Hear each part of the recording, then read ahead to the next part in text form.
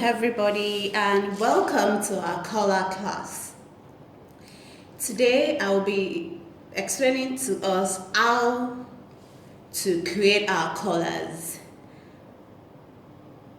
Generally speaking, it is advisable to outline our colors on our basic bodies, that is the back bodies and the front bodies.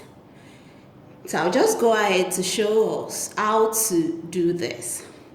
On the timetable, it is stated that we'll be going through the flat color, the slide roll color, and when we get to introduction to basic jackets, we'll do reverse and the shawl color.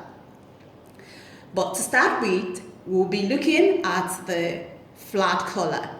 And a very good example of a flat color is the Peter Pan color. I'll just show you some examples of Peter Pan color from the internet. Okay, these are Peter Pan color. I'm sure most of us will be familiar with all these colors. You might not know the names, but this is Peter Pan color. I'm just going to bring one up. Let's see this. This is what Peter Pan color looks like. And also, I have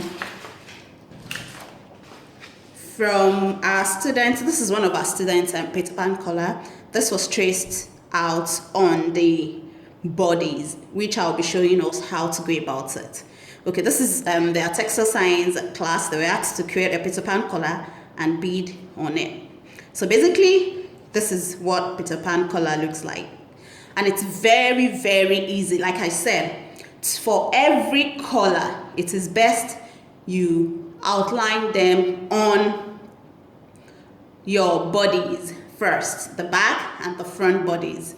This will help you to see how the finished color would look like, or what the finished color would look like on you or on your client.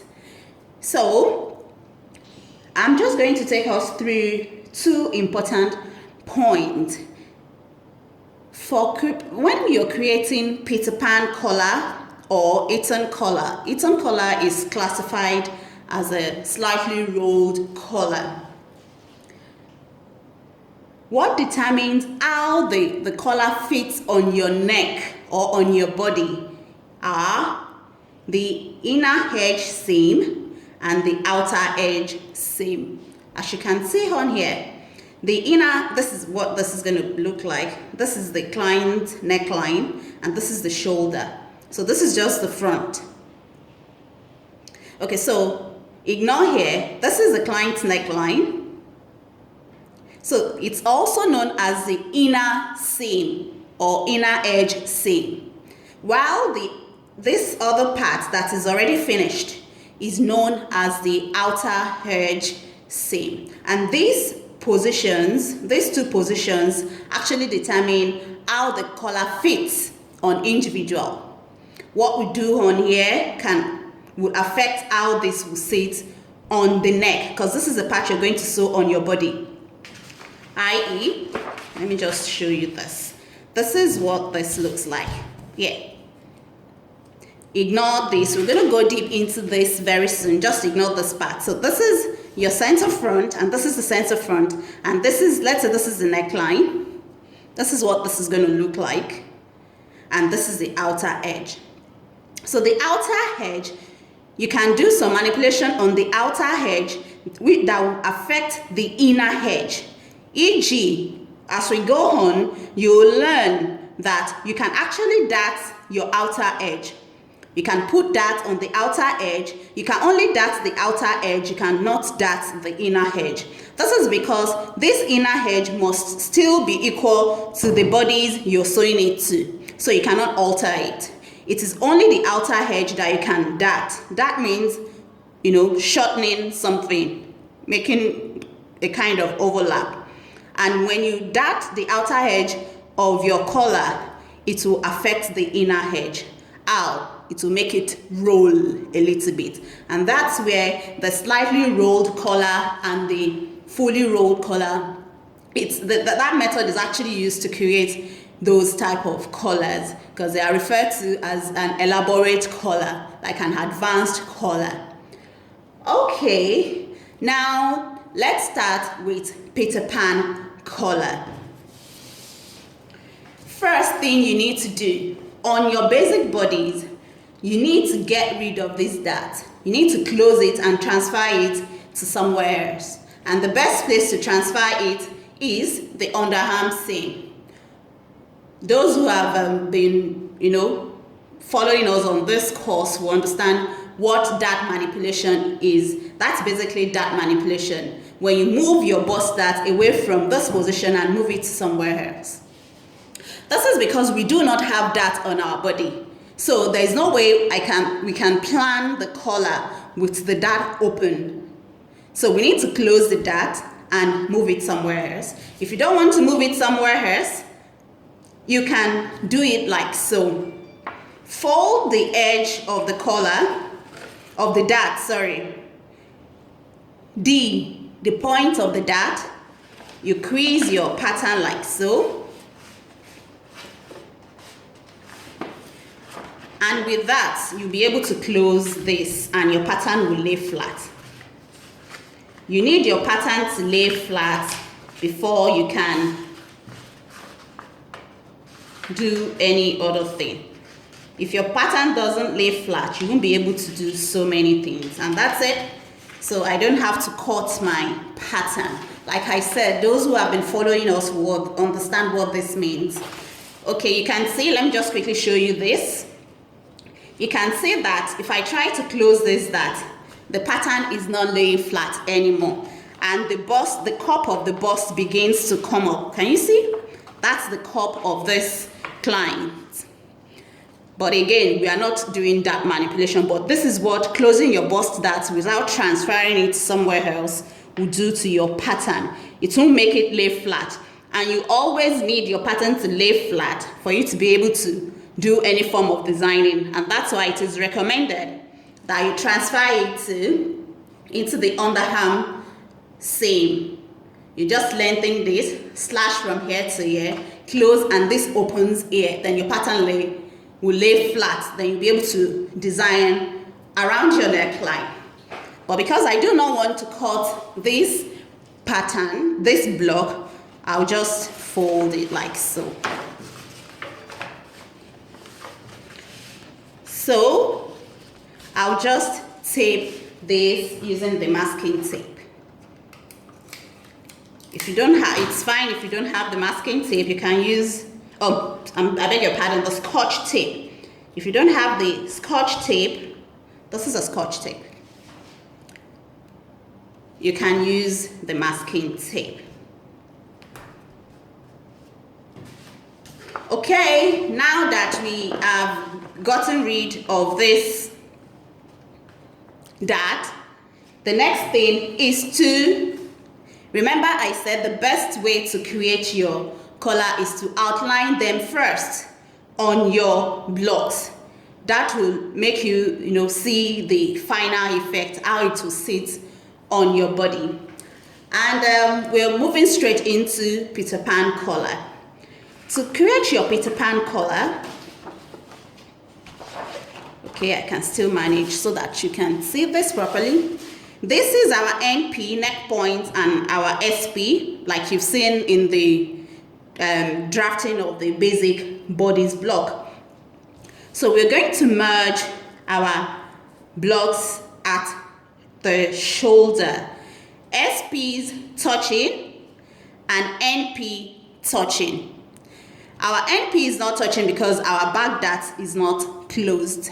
So if we close our back dart as well, right?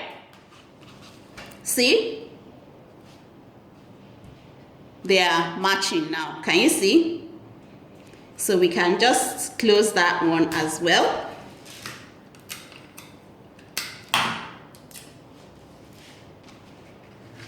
So you close.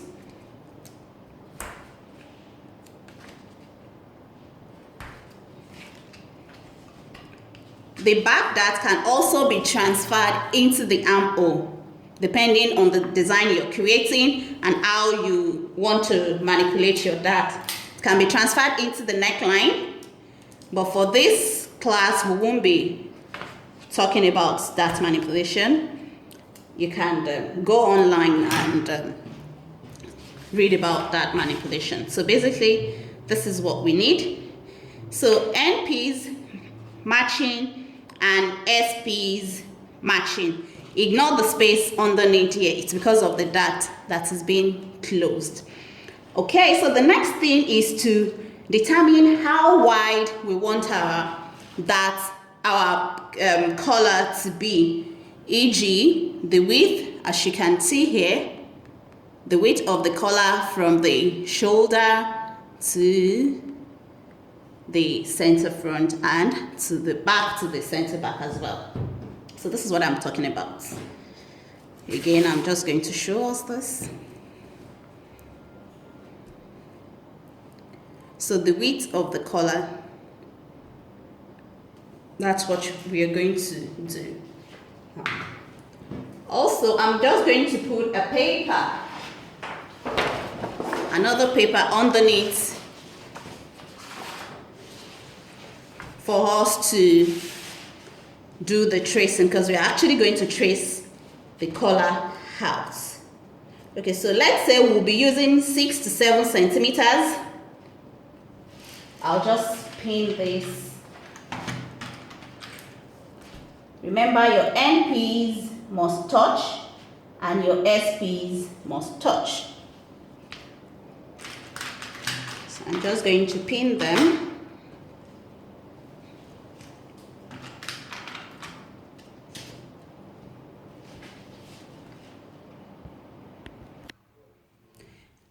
Okay, now I have pinned down the back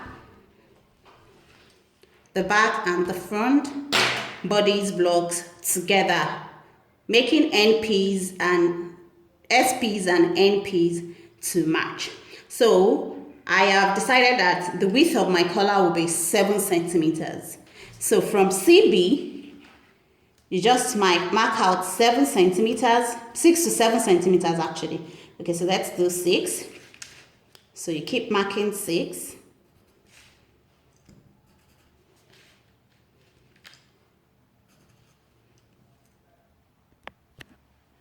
Okay, so measure out the 6 centimeters all round from center back to center front, like I have done on here.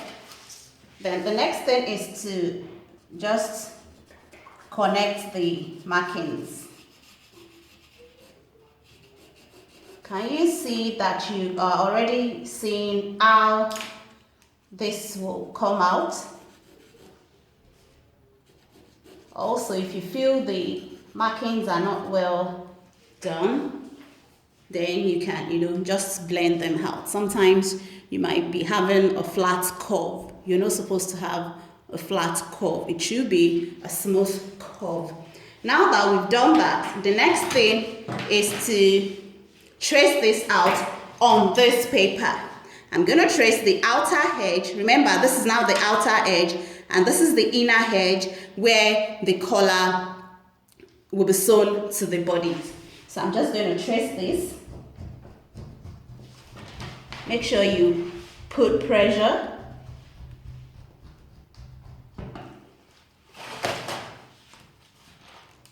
Sorry, excuse me. You trace the center front, then you trace the neckline.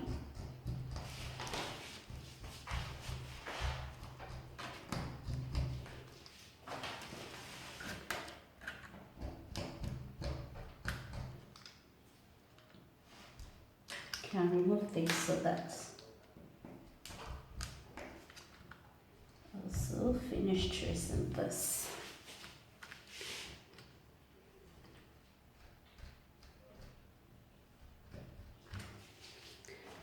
Okay, now that we are finished tracing, this is the basic Peter Pan. Your Peter Pan can have a pointed edge. It can be like this, straight on the center front, or it can have a pointed edge. But before we remove this, make sure you show your shoulder as well. Just trace on here, the shoulder part, just to create your balance mark, so that when you're sewing, you ensure that this is sewn on the shoulder of your bodies as well. It's just like a balance mark, and it's very good to always use balance mark when we are walking. So this is what it looks like. Let me bring this closer. But I'm going to cut this out soon so that you all will see what it looks like. This is center back, don't forget, and this is center front, and this is your shoulder. You can just write S. I'm just going to cut this out now. Okay, so this is it. This is what it will look like, and you have to cut 2 for this. That is, remember we're working on our half pattern, so you have to cut 2, one for the left side and one for the right side. So I was saying, if you like, you can leave your Peter Pan to be pointed on CF, or you can curve it, and this is how you will do that. Let me just bring this closer.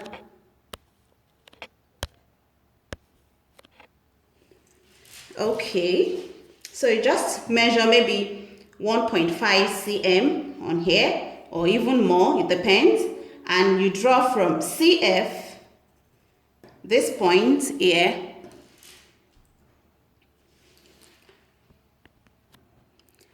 okay, I had to just zoom that so that you'll see what I'm talking about properly. So you can just draw like so, and blend it properly into here. So this part will be cut away, and you have something like this. This is what this looks like. This is not exactly this person, the same neckline, but this is what this will look like. Make sure you curve it properly. You can see that there is the curve is not smooth on the beaded one. So this is what it will look like. You can make it square, you can make it pointed, you can go online and do different types of, shape on your CF. So this, don't forget to write your grain lines. For colors, grain lines can be cut either ways. Either use on the straight grain or on the cross grain. You should read about grain lines if you don't have an idea of what it is. Every garment, every fabric has grain lines. They have 3 actually: the cross grain, the lengthwise, and the bias grain. So you should read about grain lines. This can be cut on the cross grain or on the straight grain. And this will be cut for 2 for the left, 2 for the right. So one will be the upper collar and the other one will be the under collar. The under collar can be also called the lining. So on the upper collar, which is the actual one, which is the one you see on here, like so. See? 1, 2. For this as well, 1, 2. So this is the upper collar, this is the under collar. The under collar is like the lining. So on the upper collar, you have to add interfacing. Can you see this person added interfacing to make it, to stabilize it? But for the under collar, you don't have to. So you have to cut 4. 2 for the left hand side and 2 for the right hand side.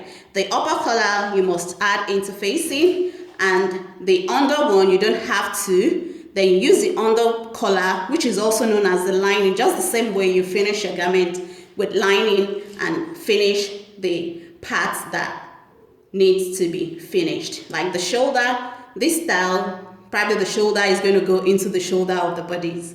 So that's why it's not finished. So it depends on the style. Can you see? This is the inner neck, inner edge. This is the part that will be sewn on your garment. The outer edge must be finished. That's it on Peter Pan collar. The next collar is Eton collar, which is it's classified as the slight roll collar, and that's the pattern that you can use for more elaborate designs, like all this cape off the shoulder roll and all of that. Thank you for staying with me, and see you in the next class. Bye.